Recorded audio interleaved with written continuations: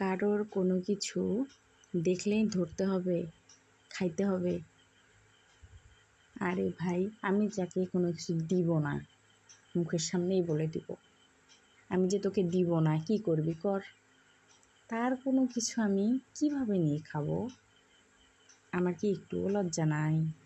আল্লাহকে আমাকে এই লজ্জাটুকুও দেয় নাই?